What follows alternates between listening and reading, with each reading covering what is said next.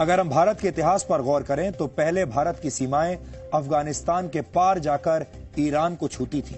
शायद आपको यह जानकर बहुत हैरानी होगी कि वर्ष 980 में यानी आज से करीब 1000 साल पहले अफगानिस्तान पर राजा जयपाल का शासन हुआ करता था और वो एक हिंदू राजा थे। लेकिन मुसलमान सुल्तानों ने उन पर हमला करके उन्हें सत्ता से बाहर कर दिया था और इसके बाद धीरे धीरे अफगानिस्तान भारतवर्ष के नक्शे से बाहर चला गया। अब आप जरा विचार कीजिए कि आज पैदा होने वाली भारत की पीढ़ी क्या इस बात पर कभी भरोसा कर सकती है कि अफगानिस्तान में कभी हिंदू बहुसंख्यक थे और वहां के राजा हिंदू हुआ करते थे। 6ठी शताब्दी में यानी आज से करीब 1400 वर्ष पहले इस्लाम धर्म सऊदी अरब से दुनिया में फैलने लगा और यह ऐतिहासिक सत्य है कि जैसे जैसे इस्लाम का प्रसार हुआ वैसे वैसे भारत की सीमाएं छोटी होती चली गई। इन दोनों के बीच में एक कनेक्शन है। आखिरी बार भारत का नक्शा 1947 में बदला जब पाकिस्तान के रूप में भारत का एक बड़ा हिस्सा भारत से अलग हो गया और दुख की बात यह है कि इस्लाम के नाम पर ही पाकिस्तान का भी निर्माण हुआ। यानी तब भी भारत के टूटने की वजह इस्लामिक कट्टरता ही थी। लेकिन यह सिर्फ 100 या 200 वर्षों का इतिहास नहीं है। पूरे 1300 वर्षों तक यानी 1300 वर्षों तक भारत में हिंदुओं का दमन हुआ। भारत पर सबसे पहला सफल हमला मोहम्मद बिन कासिम ने किया था।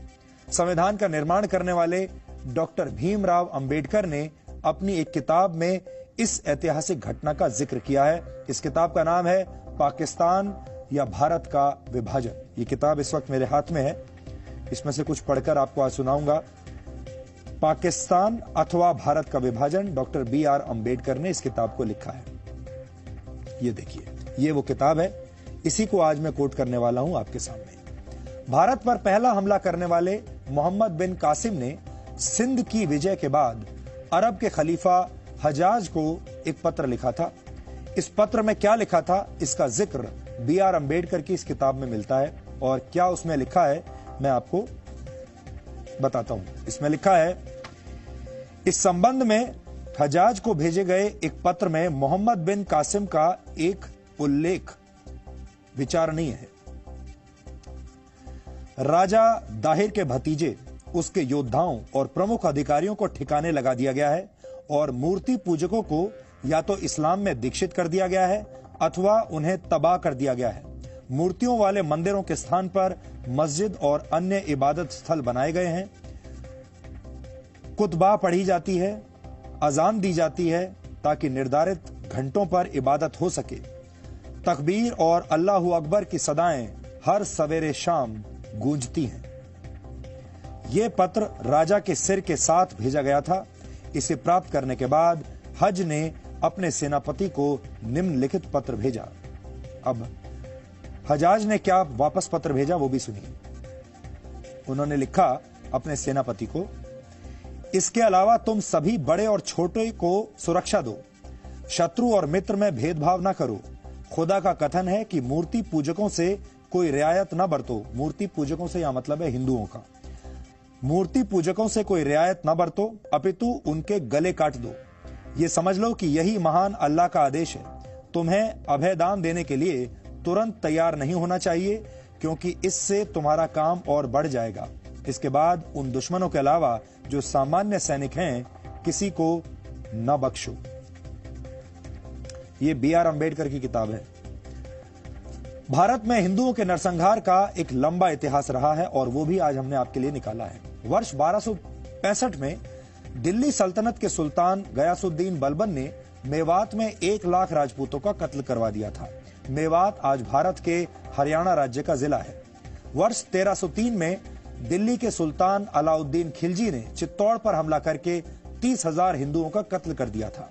वर्ष 1353 में तुगलक वंश के सुल्तान फिरोज शाह तुगलक ने बंगाल में 1,80,000 हिंदुओं का कत्ल करवाया और वर्ष 1365 से लेकर 1367 तक 2 वर्ष के अंदर 5 लाख हिंदुओं का कत्ल करवा दिया। इसके बाद वर्ष 1398 में तैमूर लंग की सेना ने दिल्ली पर हमले से पहले 1 लाख हिंदू कैदियों की हत्या करवाई। मुगल सम्राट अकबर ने नरसिंहपुर में 48,000 हिंदुओं का नरसंहार करवाया था। ये जगह अब मध्य प्रदेश में है।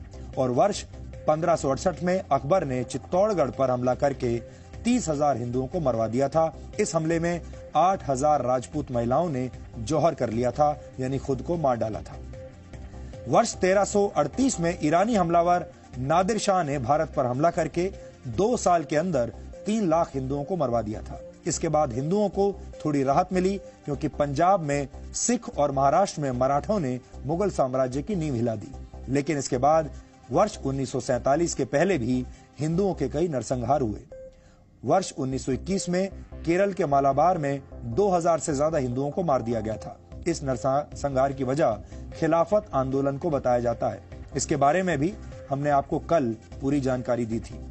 और वर्ष 1946 में मोहम्मद अली जिन्ना ने पाकिस्तान की मांग मनवाने के लिए डायरेक्ट एक्शन डे की धमकी दी थी।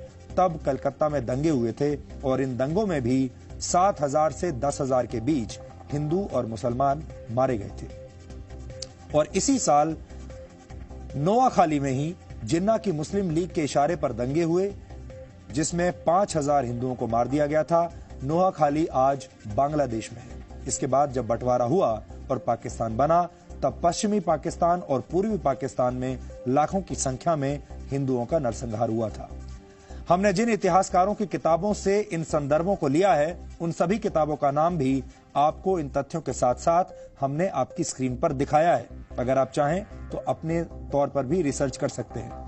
इनमें से ज्यादातर इतिहासकार और विद्वान भारत से नहीं है, भारत के बाहर के हैं। और ये ब्यौरा यूरोपीय इतिहासकारों की किताबों से लिया गया है।